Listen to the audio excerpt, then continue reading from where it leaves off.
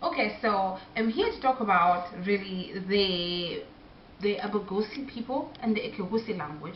And now I bring forth my argument that the Abosi people are a lost tribe of Israel.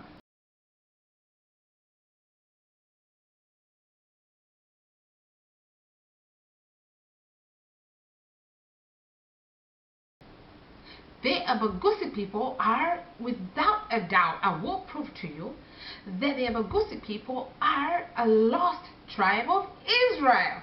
And how will I do that? Okay, so I'll show you guys how I'm going to go about this. And I do believe that the Abosi are descendants of the tribe of Levi and Judah. Very important tool in using comparative linguistics is I will concentrate on majority of core vocabulary, you know, daily routines, common tools, body parts, times, season, numbers, and pronouns. And you know, daily routines would involve, you know, tools, daily activities, musical instruments, dressing, and stuff like that. So if you're not, if you just want to get to the meat, I mean, feel free to forward and go ahead. So you know, but I'll let you guys know that I may have a limitation, but my limitation is also my strength. So I speak only 2 Bantu languages, which is better than just speaking 1, and I feel that it is my strength, but it may be a weakness because I feel like I would understand more if I knew more languages. So yeah. Okay, so coming from a communication studies approach, and I have to thank Dr. Sachi and her husband, Dr. Brown. You know, they let us know even during communication studies class, because I in and tell them, you know, it's like you can really find acceptance sometimes being that you are, you know, an alienated, you know, kind of hybridized person, being that you have this, you know, you have Western culture in KISII culture. It's like, you know, I'm KISII, you know, I'm an Omogosi, but I have, and we all have, you know, conflicted cultural, you know, worldviews that we've grown up to embrace. Excuse me. And, you know, the truth is that, you know, living in America, you know, when I first came here, I said, you know, I'm not going to change my accent, you know, I'm not going to do that, I'm not going to do that fake stuff or whatever. But then I found out the hard way, because I got tired of people telling me, what was that? What was that? What'd you say? So I said, okay, you know, I just may have to, you know, adjust my English a little.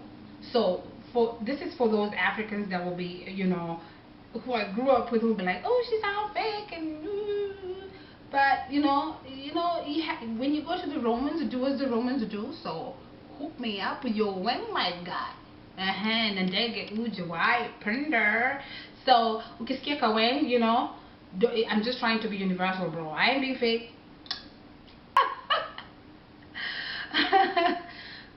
When I talk about Bantu, I just don't mean, you know, what Greenberg and company had categorized as Bantu. When I talk about Bantu, I cover the Nilotes, the Kushites, and the Bantus, as well as, you know, the Dravidians and the cities, the Aborigines, the African Americans. So I cover a whole vast of the disenfranchised, melanated nations. So if you're African American and you're trying to find an African identity, please cleave on to us, the ABAKOSOVA. Please, you're welcome, more than welcome. And or cleave on to an African language that you may know, because at the end of the day, we are children of the same mother, of the same melanated mother.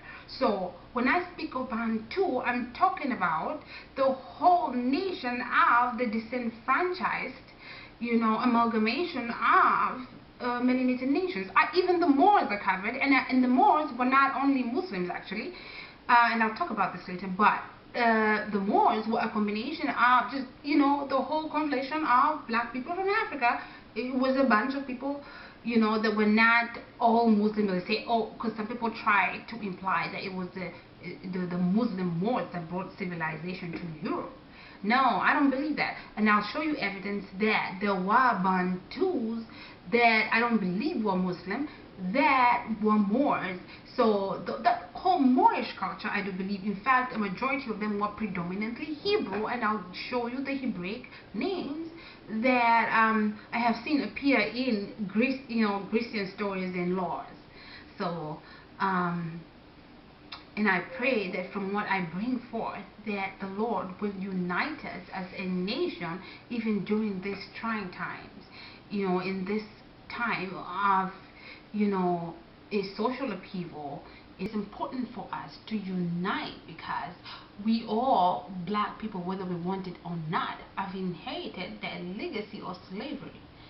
So, you know, I have walked into a store and have been judged, you know, as an African American, which is okay, because, you know, not only did this thing happen in, you know, America, that whole thing of racial hatred, it happened also in Africa. Africans were enslaved also in their own land. I mean, please read, you know, Britain's Gulag, I believe. There was torture. It had torture camps and torture chambers. I mean, these colonialists were brutals. They were animals. They were real brutes, no joke. So, you know, and slavery happened, you know, the world over for melanated people, and that's, you know, sentiments that we can all unite so as to bring healing. So even as I bring forth this message, I am not, you know, a Pan-Africanist that would be for segregation. You know, you can help who you love. That's just how it is. But at the end of the day, we need to know where we come from and where we're going as a Bantu nation. When I first had this vision, of course, who do you run and share it with? Your family members. So, I mean, I was so excited, and I realized what the connection was between Hebrew and GUSII, and I was telling, you know, I told my sister, I was like, you know, the one mistake we ever did, you know, was learn Christianity through the English language. I mean, because it brought along a deception. Now, when I say that, my younger sister was like, I mean, she laughed. I mean, I was salty. I was salty, guys. But I mean, this is what happens. Some people will get what your calling is, and some just won't get it.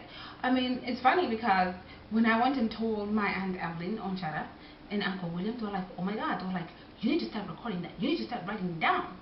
Then I told my Aunt Angela, and she's like, you need to push it. You need to push for that and start recording it. And then I told my Aunt Josephine. I mean, so, I mean, within a family, there's people who will get it, and there are those who won't get it. you know, because I told my sister, I said, being that I was so salty, and I told her, when I write my book, I'm going to write about this experience. I mean, I was so salty, I went to bed. But, that's just how it is. God always provides people around you that will understand what you're calling it. So if you have something inside you and maybe people around you don't seem to understand, I mean, praise number one, but also find, a support system that will understand what your calling is. And my Aunt Angela surprised me how quickly she understood what I was talking about, and she kept pushing me. She's, my Aunt Angela, Uncle William, and Evelyn, they kept pushing me. And I'm really grateful for my mom, because at the end of the day, Mother Supreme, she taught me the GUSII language. She gave me that culture. She fed it. And my dad, of course, introduced me to the whole concept of rhetoric and thinking. Aside from the fact that my dad was very traditional and we learned, aspects of KISII culture to him. And my dad constantly taught us, or he'd come to the living room and give us, quizzes, or tell us to, give us challenges to interpret maybe like a word in a GUSII language, and then he'd give us money. So it takes a village to raise a child, I suppose. But this, I'm blessed that I had a whole network behind me, of people that pushed me to do this. So I'm grateful for that. I am also very grateful for the ABAKOSOVA resources, GUSII.com, and I believe KISII.com. I'm not really sure, but GUSII.com for all the work they've put out in relation to the ABAKOSOVA language and ABAKOSOVA people. So thank you so much for the ABAKOSOVA people who've put that ABAKOSOVA message out there. God bless you.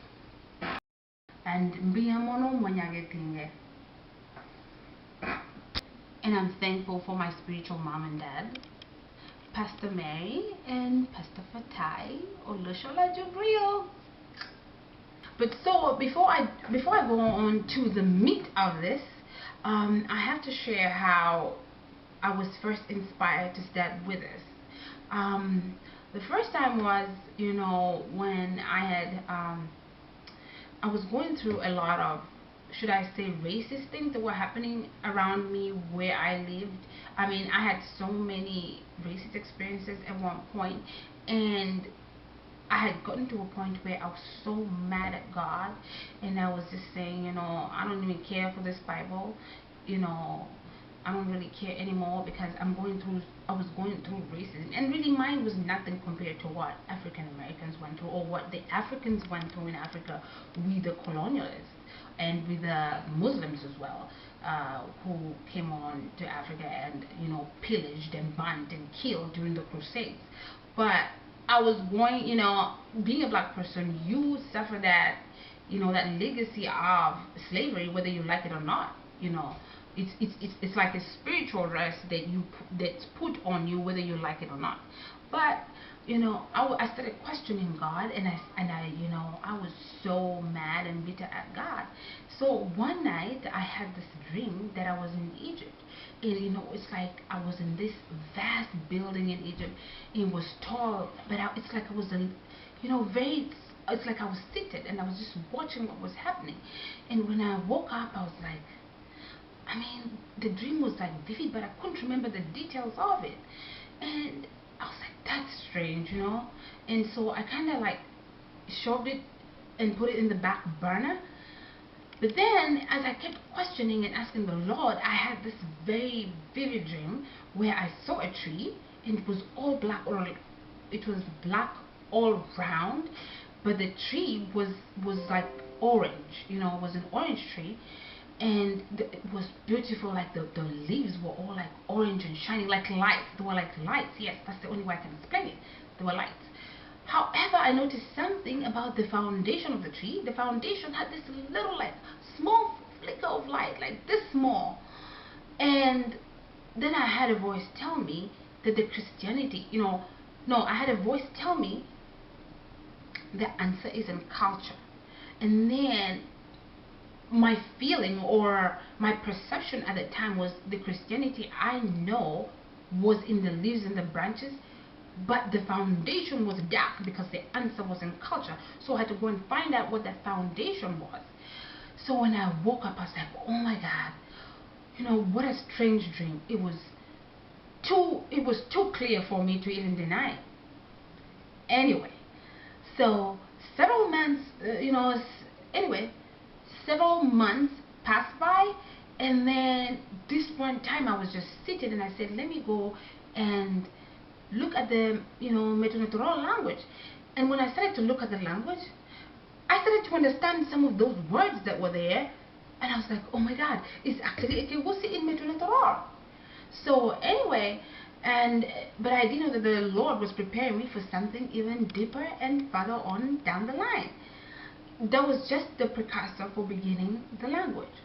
And just like in Job, it says, the Lord puts dreams in man and he locks them in. So sometimes God just put a dream in you and he locks the message, and it'll start to unfold as the days go by. And I believe when I first had this, then my first thought was, because I was doing communication studies when I had this dream.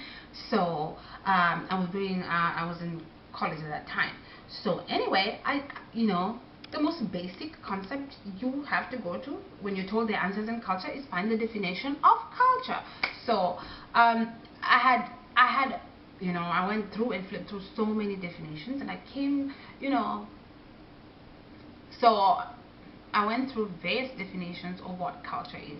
But I'm just gonna pick one. I'm not saying that this is the best, but I just chose Edward Burnett Taylor. And culture is really a complex whole of knowledge, belief, art, morals, law, and custom, and any other habits and capabilities acquired by man or society. So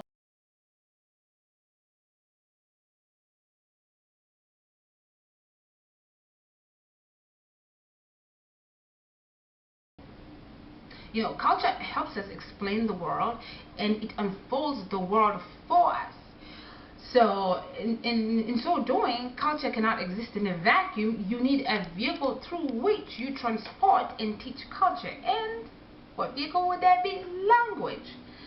Okay, so language is a powerful emblem of social behavior, and through language we are able to relay vital social messages. For example, in America, when they say minority, it implies, like, when they say black people are minority, it implies that minority are considered, they are measured in relation to a dominant majority. So if you use language and say minority, you're already implying that there is a dominant majority or a high culture through which, a minority is judged from.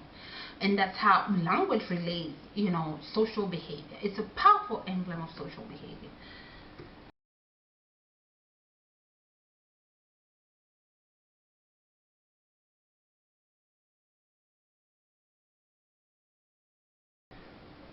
Okay, now, my people, with the coming of the Europeans and Greenberg and company, European anthropologists, they say that they ran from Misri. They came from Misri and they ran away from Misri. And the Kalenjin say they ran away because of the slavery.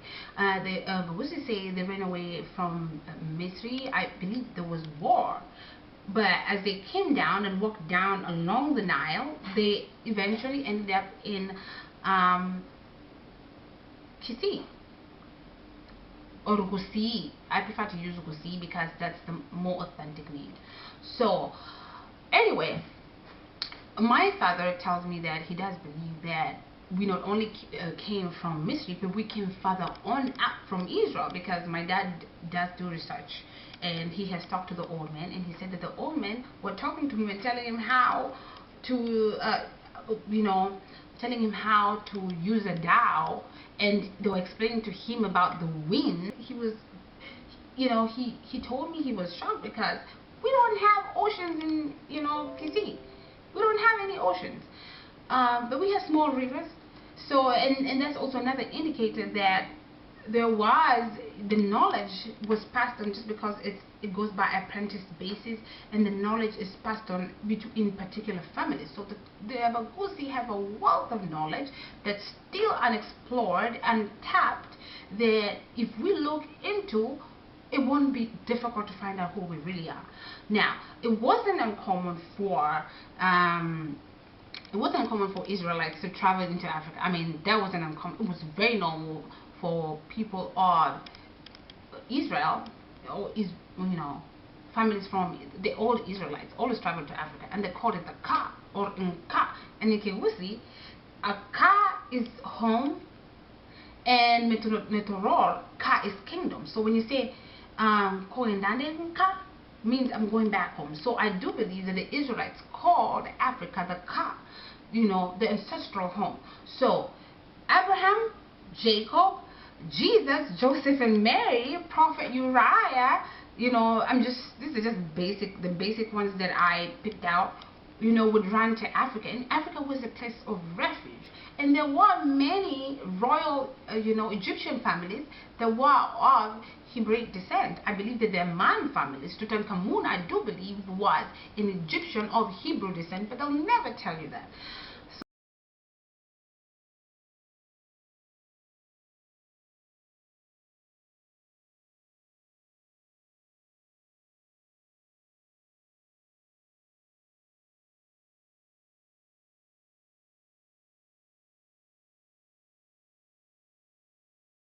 So the Abagusi, they say, came from Misri, along the Nile into western Kenya. Some Abagusi oral narratives suggest that we came from way beyond Egypt, meaning Israel.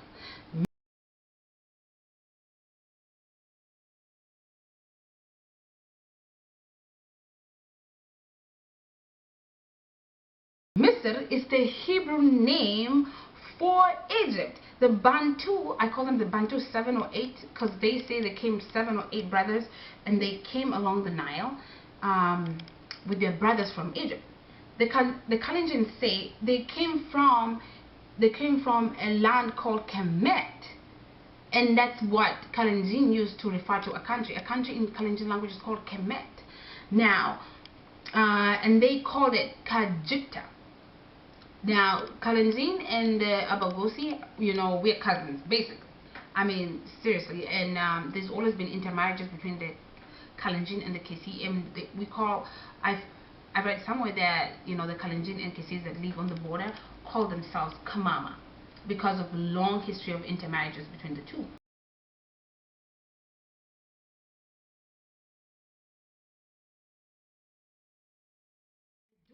That the intermarriages between the Abagusi and Kalenjin didn't just start in Kenya, but started way back in Israel. Okay, so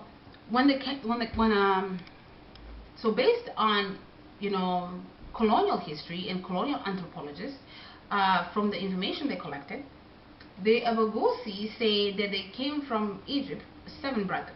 However, they say 7, but there's usually 8. So I don't know, the ancients communicated kind of weird.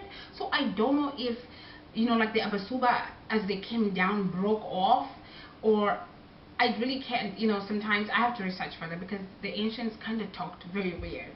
They were very complex.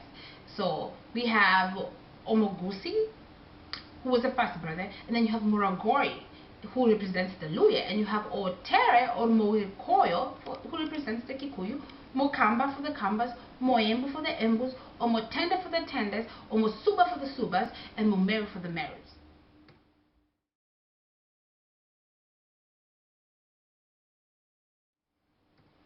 Now, I'll show you right there, in a few minutes I'm going to show you the map of how these migrations happened, and how these East African Bantu Israelites are still living in East Africa until today, and have still maintained their language and some parts of the culture.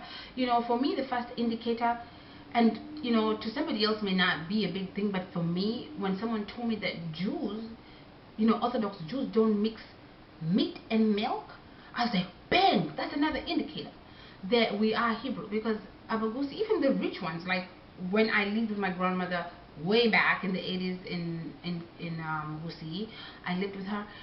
for some reason she didn't like it. She didn't like mixing. You can't, like when you eat sour milk and ugali and boga, you could never eat meat together with the sour milk. We just didn't mix it. And it's not because of a poor, it's just Abagusi people just, they don't like it. It's a pet peeve. But you see, these are some of the practices that they maintained coming from Israel, not mixing meat and milk.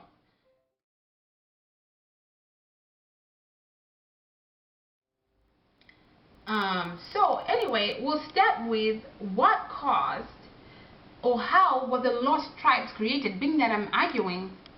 So I argue that the Bagusi are a lost tribe, but let's see how these lost tribes must have been formed.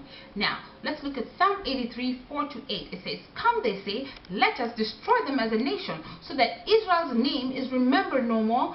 With one mind they plot together, they form an alliance against you, the tents of Edom and the Ishmaelites of Moab and the Hagrites, the Bablos, Ammon, Amalek, Philistia with the people of Tyre," and so forth, to reinforce Lot's descendants. Now, this is really the amalgamation of the tribes that colluded to destroy Israel as a nation.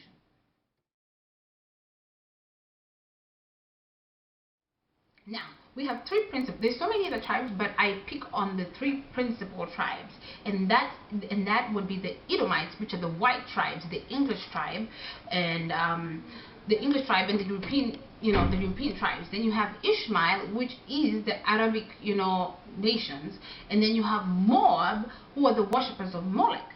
Now,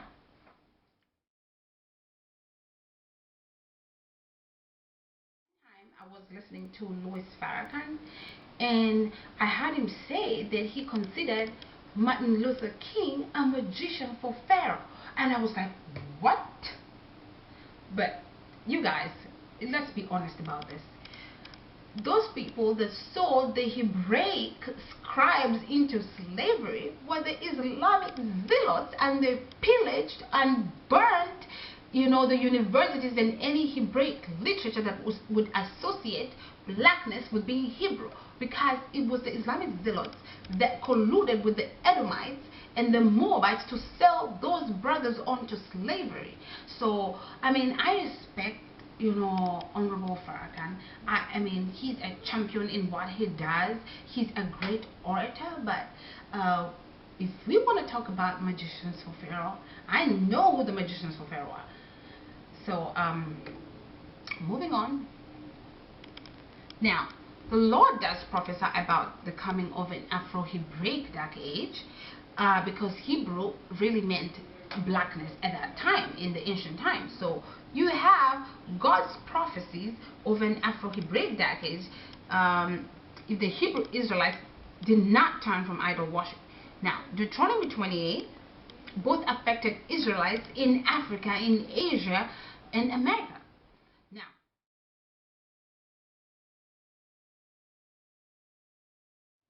therefore, Deuteronomy 28 affected Israelites both in America, in Asia, in Africa, Europe, the world over. Those of melanated descent. Therefore, in hunger and thirst and nakedness and dire poverty, you will serve the enemies the Lord sends against you. He will put an iron yoke on your neck until he has destroyed you. The Lord will bring a nation against you from far away, from the ends of the earth, like an eagle swooping down, a nation whose language you will not understand. I guess that was English and French and the German and the likes. A fierce-looking nation without respect for the old or pity for the young. They will devour the young of your livestock, and the crop of your land will be destroyed. And that's Deuteronomy 28, 49-51. Now, then we move on to Deuteronomy 28, 65 to 66, and I'll speak about something really important in regards to racial profiling as well. So, among those nations, you will find no repose, no resting place for the sole of your foot. There, the land will give you an anxious mind, eyes weary with longing and and a despairing heart. You will live in constant suspense, filled with dread, both day and night, never sure of your life. Now look at that verse where it says, there the Lord will give you an anxious mind, eyes weary with longing, and despairing, and a despairing heart. Now this takes me back to a very prolific author, W.E.B. Du Bois. He talks about double conscious, where your conscious is so split that you can't really collect your identity together. He talks about this in Deuteronomy. He talks about this, having an anxious mind and not finding rest. And this is really what, African American men have constantly been talking about, racial profiling and that anxious mind. But the same thing happened in Africa too, with the Kipande system, where they put Africans in reservations and then took off the meat of the land. You see, there was anxious minds not only in Africa or the US, but also in places like Asia. Look at the Dravidians and the cities. Look at that oppression. It's really crazy.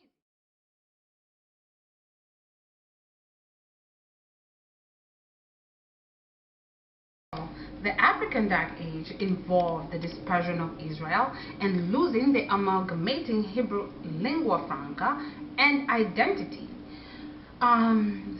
Which then led to enslavement and colonization.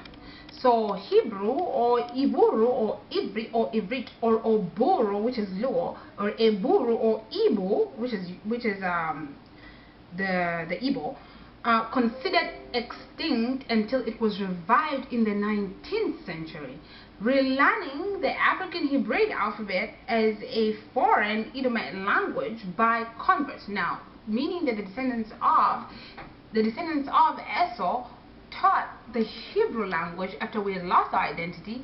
The Hebrew language was reintroduced and taught as an Edomite language. Edomite descendants now then started to carry on the image of being Hebrew, and that's how their identity was stolen.